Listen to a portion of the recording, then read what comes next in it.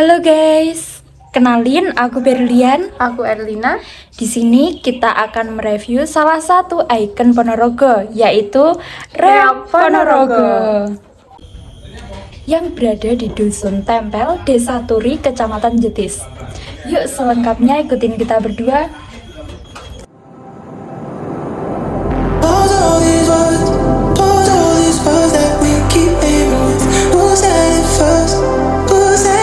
Let's not go down like this. Take your pain, take all of the emotions that you feel. Give them all to me. Oh, I wanna get lost in the night, no. Hold me in the dark till the lights down, and give me your electric touch. Oh, I don't wanna think about this too. I just wanna be with you. Give me your electric touch.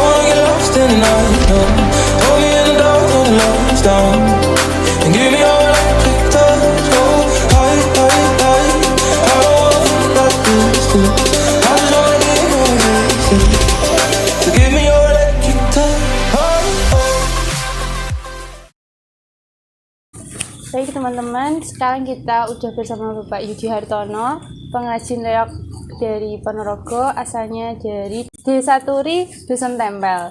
Ya, oke Bapak, di sini saya mau bertanya terkait awal mulanya Bapak menjadi pengrajin reok itu mulai dari kapan, terus apa itu dari hobi apa bagaimana? Kalau awal itu kan regenerasi terus kan dari orang tua. Orang tua itu mulai sekitar tahun 90-an, 90 lebih dikit lah.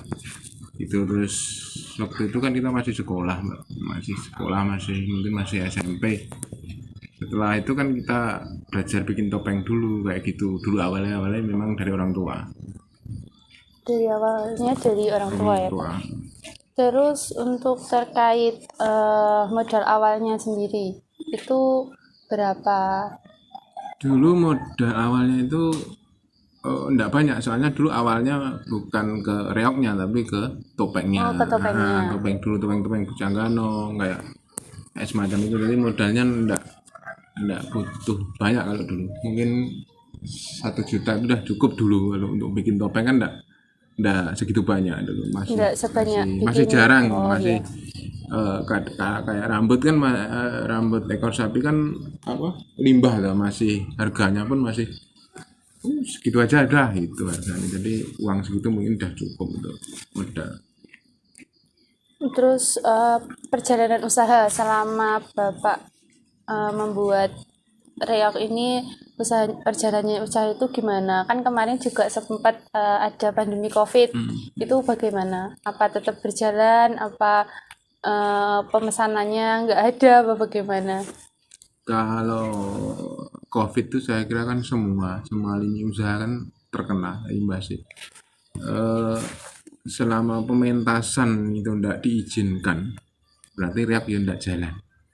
Otomatis kalau pementasan yang biasanya di hajatan orang mantu atau di hajatan ulang tahun apa yang mementaskan reok di masa pandemi itu tidak ada, berarti reok kan berarti tidak laku.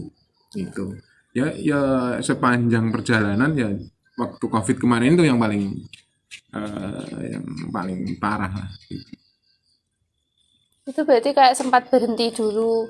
Ya tetap udah pekerjaan, jadi ya tetap, tapi kadang mengerjakan hal-hal yang kecil seperti miniatur, Iya. seperti reok miniatur kecil-kecil itu kan kita Yang udah punya kayak stok yang besar. kerajinan Kalau kita oleh-oleh yang kalau kita udah punya stok yang besar semacam ini, kayak 2 atau 3 dadak merak yang sudah ada stok, kita enggak berani buat lagi, soalnya kan nunggu yang ini Takut dibeli orang, dibeli. karena takut rusak juga merai. Terus selama ini strategi penjualannya gimana Pak? Lewat media online, apa dititipkan di toko-toko atau bagaimana? Kalau reok besar, reok untuk pentas itu ya online juga ada. Kan pembeliannya kebanyakan dari desa-desa kayak semacam itu. Cuman kalau miniatur mungkin nanti dari pemerintah daerah ya ada ya semacam pameran-pameran kayak gitu. Oh. Kalau pameran itu enggak mungkin bawa yang besar, kita bawa yang miniatur mainan anak kayak gitu. Terus untuk rencana pengembangan usahanya ini kan ini udah berjalan ya Pak. Apakah ada rencana untuk selanjutnya itu mau bagaimana untuk penjualannya mungkin? Ya kalau di Riau itu gimana ya, kalau penjualan kita tetap mungkin pengenalan lewat media sosial, tempatnya sini, kelengkapannya apa, tujuan kedepannya terus memperbanyak alat-alat semacam ngumpliti alat-alat lah, semacam ada tempat naruh gong, topeng beberapa topeng, ada topeng klono, topeng ganong, kan macam-macam. Tujuannya ya itu memperbanyak alat setelah pandemi kemarin kan sempat mungkin barang-barang udah pada aus semua. Oh iya. Untuk selanjutnya itu dampak perekonomian untuk keluarga bagaimana Pak itu? Ya karena kita ngerajin dah, kalau dihitung tahun 90 sampai kan udah 30 tahun lebih, memang hasilnya dari sini ya, mata pelajarannya ya dari sini ya. Entah kan saya juga bikin kayak mini gantungan kunci dari Blumera, pokoknya ada Mbak. Perjalanannya kalau dulu mungkin kalau menawarkan barang itu di alun-alun dulu, zaman dulu ada pasar malam, almarhum bapak itu nawarkan topeng kayak itu di alun-alun, terus di pertukuan di pinggir alun-alun dulu, awalnya dulu zaman dulu kayak gitu. Mana sekarang kan udah pengenalan ada medsos kan orang kesini. Iya, sekarang eranya era digital. Kadang nggak ada bedanya bakul sama pengrajin, nggak ada bedanya. Nah itu kadang sulit membedakan iki pengrajin apa iki bakul. Bakul kan berarti tidak bisa membuat, karena ada modal mungkin bisa menjual reok gitu aja.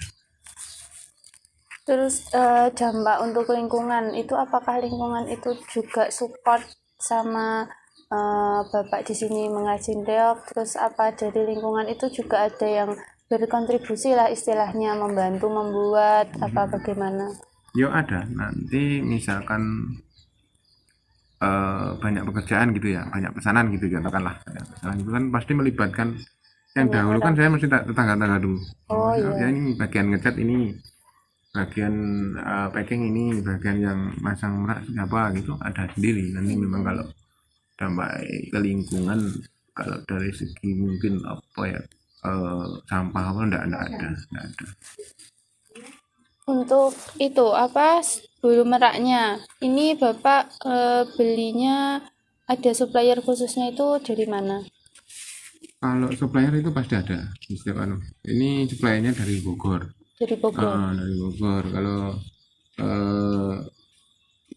kita kadang pesan berapa setiap bulan atau 2 bulan sekali, tergantung stok kita masih ada enggak di rumah. Kalau waktunya kita istilahnya kulak ya kita pesan gitu. Kalau untuk yang apa singo barengnya yang Kepala kepalanya reok itu untuk apa kulitnya itu dari kulit apa itu Pak? Dari kulit lembu, dari kulit kambing Dari yang kulit di sama, jadi udah lentur gitu. Jadi dari kulit sama nanti dipasang, kemudian dilukis sesuai menirukan coraknya harimau. Itu suppliernya dari sini Jogja apa dari luar Yang daerah? kulitnya Kulit kambing. Kulit kambing itu yang banyak dari Magetan. Cuman kan pengumpul di Ponorogo juga ada. Kayak di Bungkal itu pengumpul kulit-kulit. Nah nanti tinggal pengrajin ngambil situ berapa lembar gitu. Nanti untuk berapa kepala gitu. Kalau matanya itu Pak? Itu ada yang jual sendiri itu dari Pacitan. Oh itu Itu dari Pacitan. semacam kayak batu akik gitu loh. Oh, batu akik. Sudah dibelah kayak gitu. Matanya putihan dulu, nanti kita warnai sendiri. Diwarna sini. Nah, Untuk itu kan itu kayu. hmm. Sebelum dirapisin sama kulitnya itu dari kayu. Kayu, atasnya rotan, bahannya yang jelas itu. Terus mancung kelapa itu yang untuk bulatnya kepalanya itu pakai mancung kelapa. Kalau kayunya khusus itu Pak? Kayunya yang masih pakai dadap. Kayu kayu dadap. dadap. Nah, biasanya pakai kayu dadap. Itu juga beli di sekitaran Ponorogo sini apa? Iya, beli di sana sendiri, tapi yang masih ada ya di pinggir-pinggiran, di daerah pinggir-pinggiran kayak gitu, di daerah Badekan, kayak di daerah Nubel, yang kalau di sekitar sini sudah kayaknya sudah habis ya. Kalau mau ya ganti kayu, tapi kalau khusus untuk kepala reog itu memang kayu dadap. Nah, untuk topeng ya bisa diganti dengan kayu-kayu yang sekiranya hampir sejenis gitu aja. Kalau kepala reog kebanyakan pasti pakai kayu dadap. Terus keuntungan dalam 1 bulannya itu berapa Pak? Tidak menentu Mbak. Tidak menentu, tergantung pembelian apa? tadi, Pemesanan. pemesanan tadi. Kadang ya sampai sebulan bisa 5 unit dadak merah, kadang dalam sebulan 2, kadang dalam sebulan 1, kan tidak mesti. Kadang dalam sebulan ya tidak ada kan gitu, tidak mesti. Jadi tidak bisa kalkulasi per bulan berapa itu tidak bisa dikalkulasi. Mungkin itu dulu aja Pak.